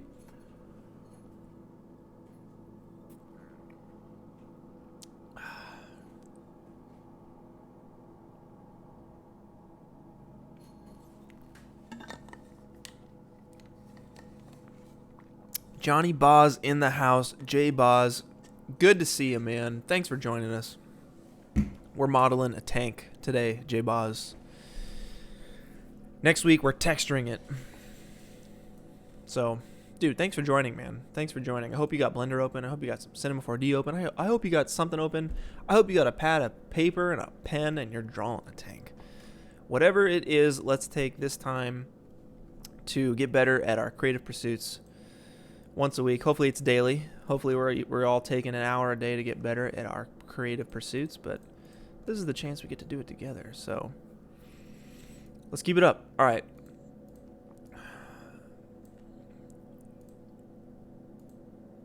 Let's hide those new lines. That's looking good. That's looking real good. Let's see if we can't bevel this thing. So I'm going to group it, and then I'm going to hold down Shift and then hit bevel. And now when you hold Shift, that's the opposite of Alt. When you hold Alt, you're making the object you had selected a child of the new object. When you hold shift, you're making it a parent. You just have to play with it. Just play with it. You'll see what I mean. We're going to work the angle limit there. Let's say we'll do 2 and 5. So we got a nice beveled edge there. And you can see how in this case, it worked for us right here. But in this case, it didn't because the geometry was all wonky. And this is a good example of what I would have done better with this one is I would have used a flat backed piece like I did here. I used a square. It didn't create all these unneeded polygons back there. There's a bunch of unneeded polygons in here. I might fix that later. But for the sake of the tutorial and our time, our precious time, we're going to keep moving on. What else do we got? We need this like turret thing. This thing is awesome. So this will be easy. We'll select this guy. And it's pretty simple, really. It's just getting smaller and smaller in little stacks here. So honestly, a really easy way of doing this is moving this back, control dragging it forward, scaling it down, control dragging it forward, scaling it down, and there you go. We could have gone in there, we could have modeled a whole bunch of stuff, but honestly, that's not really necessary right now. Let's just keep track, though, of these pieces. So, 1, 2, 3. There you go. Let's group it and call it, technically this is a barrel, right? Now, we do need to make the top one editable, and that's because we need to like inset this piece because it's a barrel. There's something inside of here. So I'm gonna hit UL for a loop selection. This is one I use all the time. We want to extrude inner, so that's MW. Now this is a case where we want the opposite. We want to preserve the groups. So we'll check that box. Bring that in. We'll make it nice and thick, and we'll extrude it back. That's MT, or you can right-click and hit extrude. All the stuff is here. You just right-click and all the stuff is there. And let's push it back, all the way back. There you go. Honestly, I kind of want to undo that a little bit because I want my extrude inner to be a little more intense. I like that. That's cool. And then we can do another loop selection, hit T for scale, and it's doing that thing again where it's disconnected, right? I don't know why it does that. Control A to select everything. Bonus points for if you guys remember the shortcut. You can right click and optimize. That's UO is the shortcut for optimize. UL for the loop selection. Hit T, scale it down. And it's scaling. We want to bring the back of this thing up a bit more. So let's do that.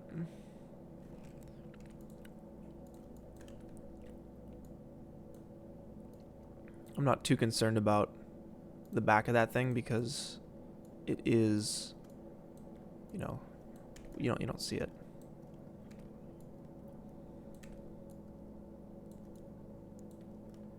There you go. I might adjust that a little bit. It looks a little wonk. And 3D is a lot of testing, pushing and pulling, seeing what works, what doesn't. It's a lot of experimenting, and that goes with any profession, any craft. It's gonna be the same thing. A lot of dedication to just patience, to experimenting and testing and solving problems, and if it doesn't work, keep going. So that is the bottom piece. The top piece is very similar. So I think I'm just going to, let's see here. Where is the top piece? This is why you want to organize your stuff, because this is going to get really intense, guys. There's going to be a lot of objects. So turret, okay. We can name that base. And then we have, let's see, this is like the barrel. All of this stuff. Plus that is the barrel.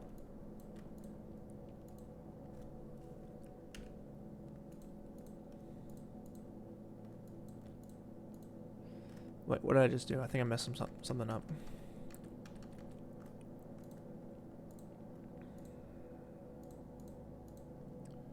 So that's our top piece.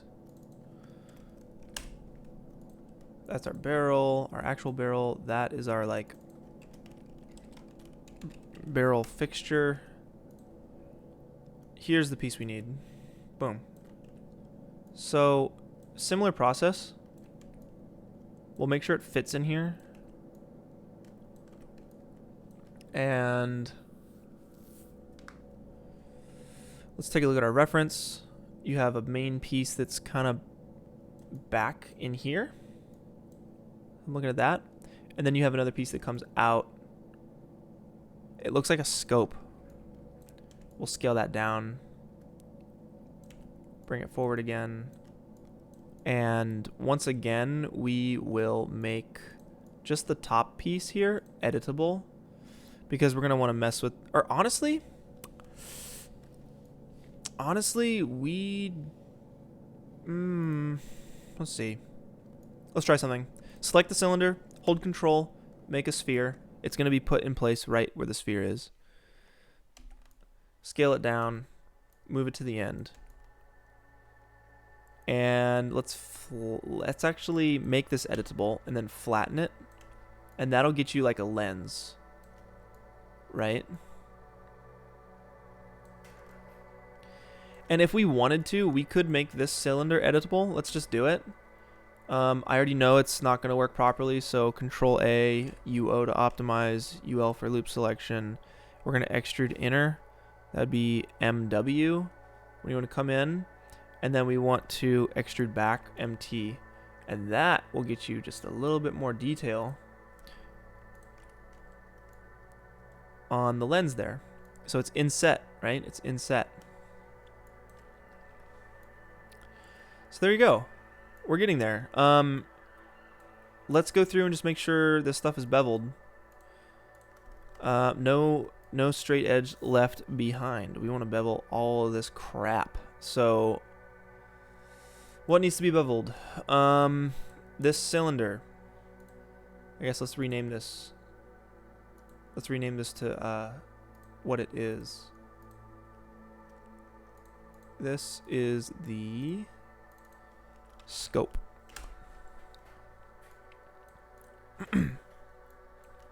So in Cinema, you can see here when it's like when this icon is the actual primitive object, that means you're still able to tweak things about the object that you wouldn't be able to if it was editable. So there's kind of like two stages of editing. All your settings are over here. You can adjust the radius, the height. You can adjust how many segments it has, which isn't easy to do once you make it editable. You can also adjust the bevel or the fillet or fillet or whatever you want to call it. And that's what we're here to do. So before we do this, let's select all of the editable or the non-edit. That's so confusing. I got to get my wording right. Let's select all of our primitives that we still have the ability to control. So there's 1, there's 2, there's 3. We've just selected all of these, and you can do batch edits. So we'll do this all at once. We'll make sure they all have fillets. We'll make it a 1 centimeter deal, and we'll make it 0 segments. Sure. But isn't that cool? Like, you can get that edit at the same time. Now, the only two we can't do are these ones back here, just because we made them editable. But what we can do is, let's go to the barrel, and we'll find that cylinder piece. Here we go. You can see how the icon is a little different. We don't have the ability to adjust the fillet. But if we hold shift, we can throw that bevel object in there, deformer in there, and we'll use the angle. We'll make sure it's just that little piece there. Adjust your slider so you're only getting the edges you want. And we'll do the same deal. It's 2 centimeters, and maybe that's a little much. 1 centimeter, 3 subdivisions. These numbers, guys, they're probably going to be different for you. So you don't have to follow exactly to the number. Just follow to what feels right, what looks right. That's all I'm doing. And I'm going to duplicate that and throw that bevel deformer into this little scope piece. So I'll control drag that into that, and you can see, boom, there you go. Now, it looks like there might be some extra detail, like some rivets in there. We'll do rivets last. Now, this tank is full of a bunch of detail pieces, like this little rectangle, these little bars and stuff. And let's just build out a couple of those. And we'll almost be done with this top piece here. We'll get to the rivets, and that'll be that. So basically, we can select an object up here, control click, and we'll spawn a cube right there. We'll bring it down, and we'll shape it out so we get that extra detail. And it looks like it's rotated so that it is flush with this thing here. And again, I mentioned this earlier in the stream, but you see how this axis here, you see how, let me change this song. This is getting goofy, guys. Let's see. What's the vibe right now? Let's throw on some Breath of the Wild music. All right. How's everybody doing? We're on our last 30 minutes here. Working on the top of this tank. I hope all y'all are working on your tank, or drawing your tank, or clay modeling your tank, or working on any other project. I just hope you guys are getting something out of this. I'll check that in a second. Back to this little quick tip here. Basically, you see how my axis is changing right here? I'm hitting W, and you can see this toggle is changing up here. And basically what we're doing is switching between local angle and world angle. What I mean by that is, this is the local angle. This is the local angle of this cube. It's going that way. It's going that way. I think it makes sense to you guys, right? Based on how this object is rotated. But if I hit W and I toggle this coordinate system, the world object system, then it goes up and down based on the world it's in, the world it's around. And that is so useful. My goodness, I use it so much. So keep that in mind when you're moving stuff around. So we got this piece. It looks like a multi-tiered thing. So to me, that is, it's kind of rounded. So we'll bevel these edges. We'll check the fillet box. And it's a pretty large bevel on that. But it's only beveled on the how do I phrase this? Let's see. Let's uncheck that. And let's make it editable by hitting C, or this button up here.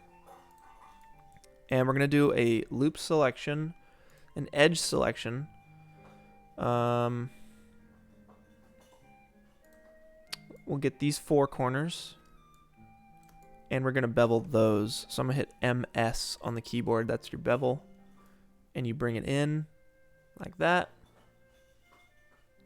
And let's actually adjust. We want like 3 subdivisions on that. That feels right to me. See how before we were getting this edge too? We didn't want that. But in this case, right, we wanted a large bevel on those edges, but we want a tiny bevel on this edge because it's still sharp. So what we'll do is we'll hold down Shift and we'll throw in another bevel deformer. And we'll check the angle threshold, and you can already see how it's working properly. Let's do like 2 subdivisions on that. And like that looks like a nice chunky piece there, you know?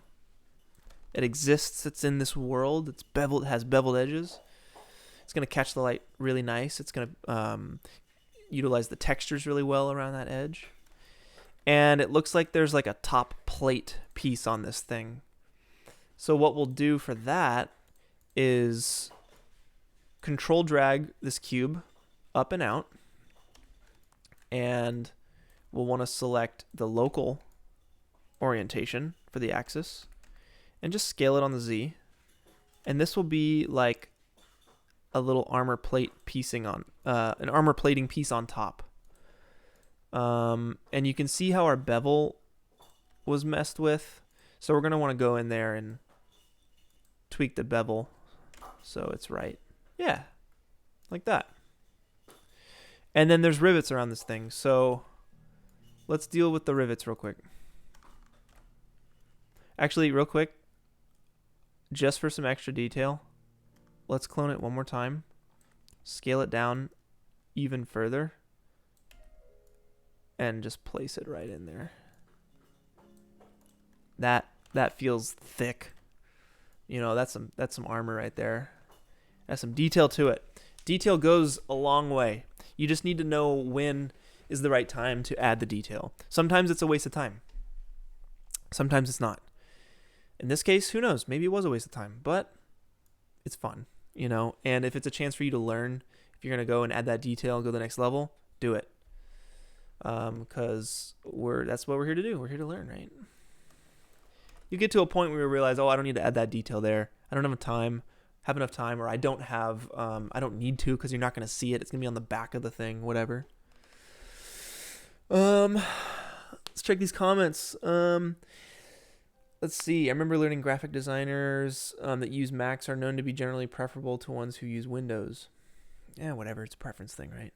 It's a preference. I use a PC because I like playing video games. What else? But, you know, Macs are great. Macs are fantastic. At that point, be picky about your clients. If they don't like the software you use, don't work with them. Oh, man. Okay. Yeah, if your clients are trying to tell you what software to use, that's so rare. I've never had that happen. All that matters is, can you get the job done?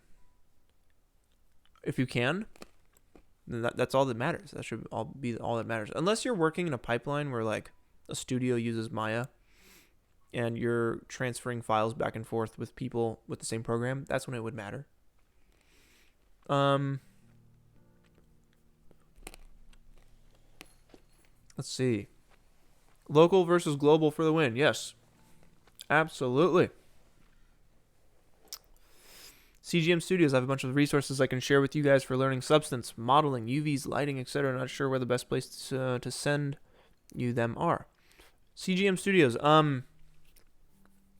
Let's see. I really want to get this Discord thing going, and I will have it ready for the next one, I promise. I will have the Discord chat or group or whatever ready for the next time I do this stream next week. We can dump all of our assets in there. I still haven't forgot about this list of pictures from different movies as reference. I'm going to upload that to Google Drive and include a download link to it in the description of this stream when it goes on my page. So watch out for that. I'm eating almonds. You know, you guys keep asking. I'm eating the almonds, right? They're good for you. Keep your almond intake up, right? Am I going to use this in a video? Yeah, I'll probably make something with this just for Instagram, though. It's not really a corridor thing, but I'll make something out of it. I put this time into it. Let's do something with it. Seamus, it's going, man. It's going. Thanks for asking.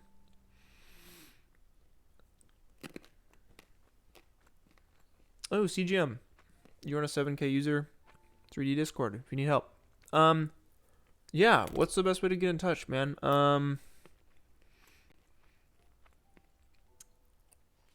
Let's see. CGM, hit me up on Instagram. It's _pwnisher_ on Instagram. And just send me a direct message and we'll talk there. We'll figure it out. You were also the one who made the Gizmo Duck 3D for corridor. Awesome, man. Heck yeah. Thank you. That's so funny. What a wacky video. JBoz, Discord. Yes, okay. We're going to figure it out, guys. We're going to get Discord going for next week. We can drop all of our cool assets in there and figure out what we're going to do a little earlier than just figuring it out here so we can maximize our time.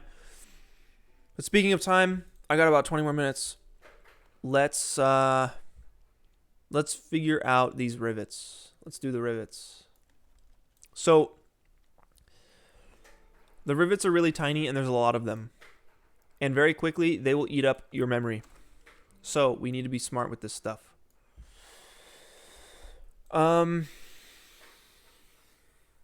You can do it in a lot of different ways. Placing them individually is out of the question. Do not do that. I mean, you can, but let's figure out a better way to do this. First off, you need the rivet. You can make it a sphere. You can bevel it. You can make it detailed, but there's so many of them, and they're so tiny, you're not going to be able to tell. So let's keep this as simple as possible. Let's scale this thing down. And that's about the size of a rivet. Maybe a little flatter. And you could just do squares.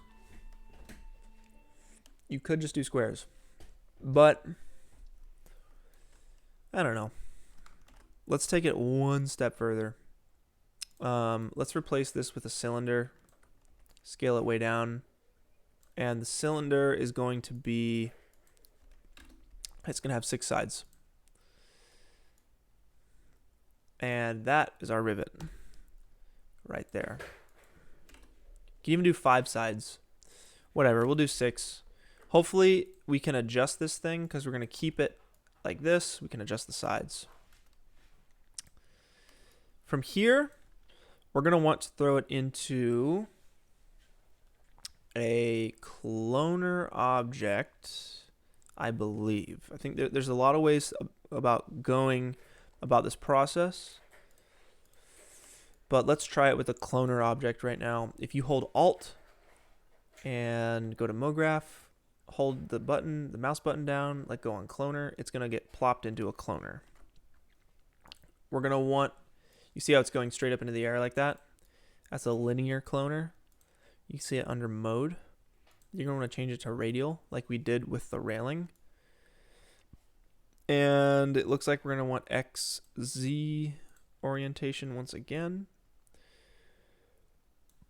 And all right, so first off, we want to get these rivets going down the side of this thing. So they're oriented in the wrong direction. We're going to want to go to transform and rotate them 90 degrees. Technically, it'd be a little different. It'll be a little bit more than 90 degrees because this thing is kind of like bowed out. But we'll get to that in a second. Let's start stacking this. So how would we go about doing that? Maybe it's a... Is it a grid array? No, it's not a grid. Maybe it's a honeycomb.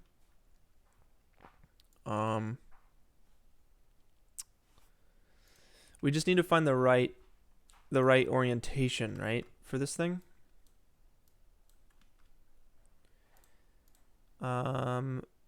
We want to bring down the size width, I think, and the height.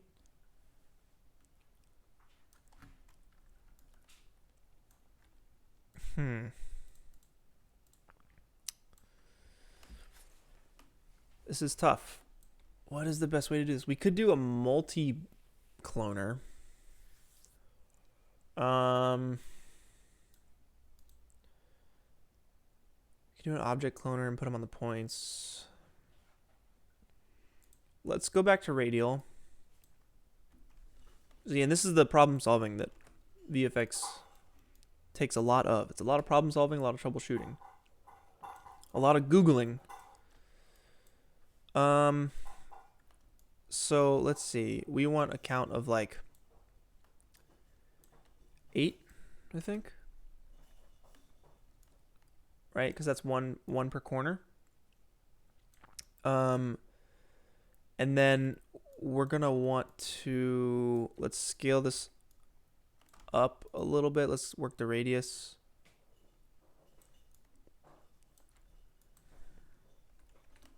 And bring it. Let's see. How are we gonna do this?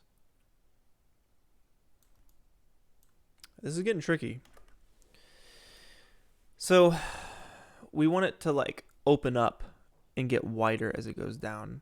And this is one piece, right? Like we could come in here, set that, duplicate it, do it again, make it bigger. We could do that. But if, let's say there might be a better way to do this. So let's see. Yeah, we're going to clone the cloner. So I'm holding Alt. I'm going to make a new cloner. And you can see how, okay, now we're kind of getting that shape here. We'll bring down the amount there. And we'll add it a count of like 8. And you can see how this is going to fit over this. But we need the bottom to bow out. And I think, oh man, how would we do this? It might be a step modifier. Step size. Okay, wait. Maybe. All right, so it's not that. It's not that. And it's not that. Step size. Single value, cumulative. And at this point, I'm messing around and seeing what works. We basically want that, but with scale. We want that, but with like the radius. So would it be... And if you guys have any ideas on how to do this, I am all ears. If you have any tips on how to do this, type in all caps in the comments.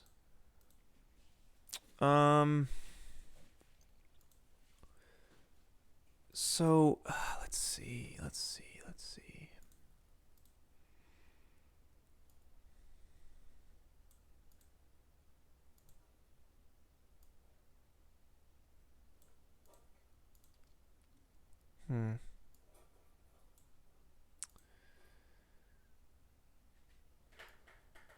Maybe it's like a... I'm going to try a step modifier. So that would be effector, or a step effector. It'd be under MoGraph effectors step. Okay. I think this is going to work. You can see how it's kind of like belled out like a bell. It has a little bit of like movement to it, and that's based off of this curve right here. So we want to make this a linear curve. So we'll set that to linear.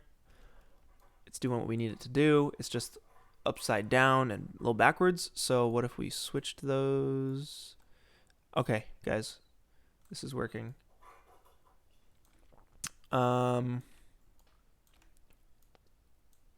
Now let's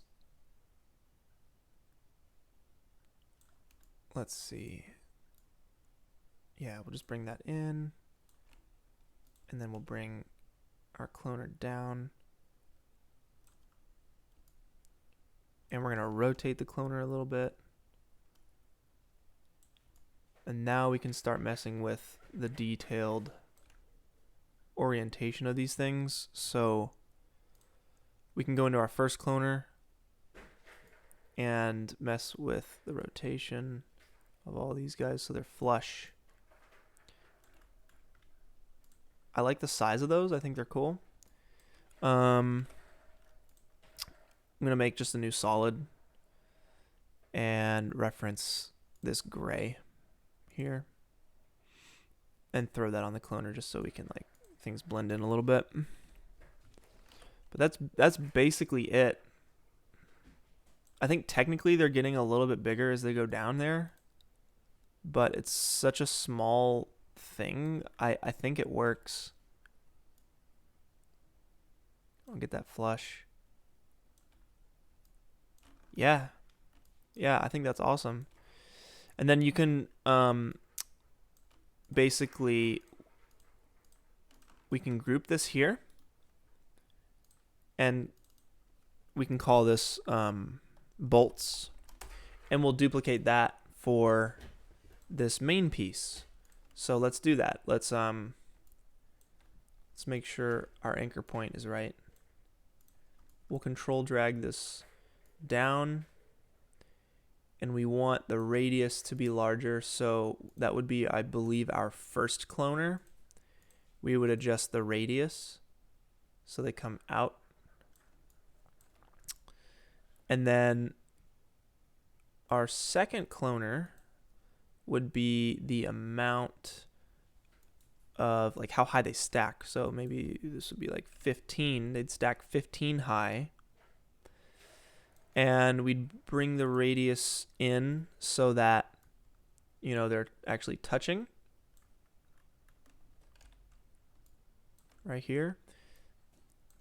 And then let's work the rotation so that the rotation is right, and that would be the first cloner. Under transform, we'll get that right. Yeah. And we still want to work the radius. Try 162, 161. That's the sweet spot. Let's go down to the bottom and look at our step modifier and work the strength so that the bottom touches 18. That's the number that works for me. And it looks like we need a bit more, so we'll go like, or rather than adding more, let's scale up the amount at the spacing between them. So it'd be like 15. No, 11 maybe. 12. We'll bring that whole setup down. And we will do, instead of 8 bolt segments, I mean, you guys get the idea here, right? It's basically, we're just going in here and we set up our bolt system, if you will, and it's just editing it based on what works for each piece we're putting it on. And because of our adjustments, we have to adjust further. So they'll be like radius, we'll tweak that. Whoa, did you guys hear that? The card is totally peeled out. 156, and then the bottom, the step modifier at the bottom, we'll change that. So 22. Yeah, that's the idea, and then we'll go across the top right here because you can see them across the top. We can take out bolts here, so a count of maybe like, oh sorry, wrong one. Right here we can do like 10, but then we're gonna have to adjust, so every time you adjust you have to kind of tweak further. So that's the only downside to this. but it is saving us RAM. It is saving us time as opposed to like having to individually place these things. And then, for these right here, these detailed ones, we might have to individually place segments or like stretches of bolts, but you guys will get the idea. Man, that's it. That is it. Thank you guys for joining. I really, really appreciate you guys. So next week, hopefully I will have this tank modeled and looking cool for you guys next week. We'll come back and we'll texture the crap out of this thing. We'll make it look really nice. Keep working on your tanks. Keep working on whatever you guys are working on. Honestly, like, you don't even have to do a tank. You can do whatever. This is just fun for me. Whatever you guys want to work on, you can do. And next week we'll be talking about texturing, where I'll texture this guy. Things to look forward to. So I will have a link in this video here. Once the video goes up on my page, I'll have a link of all those like movie stills for you guys to download and reference. You can take a look at all those. Use them for whatever you want. Let's see. I'm gonna have a Discord chat ready for all you guys next time, so we can have a place to like, have a little chat and talk about stuff a little further. We can do maybe some like private one-on-one streams or something for VFX. If you guys want to support me in the meantime, I do have a website, and it is not VFX based yet. I'm going to come out with a VFX website in the future, but I do have my photography website. It's noisegrainandlight.com. It's a place for me to put all my photography here, from around the world: China, Beijing, Taiwan, Indonesia, Canada. I've been to a whole bunch of places, a lot of good times. Japan, actually, twice.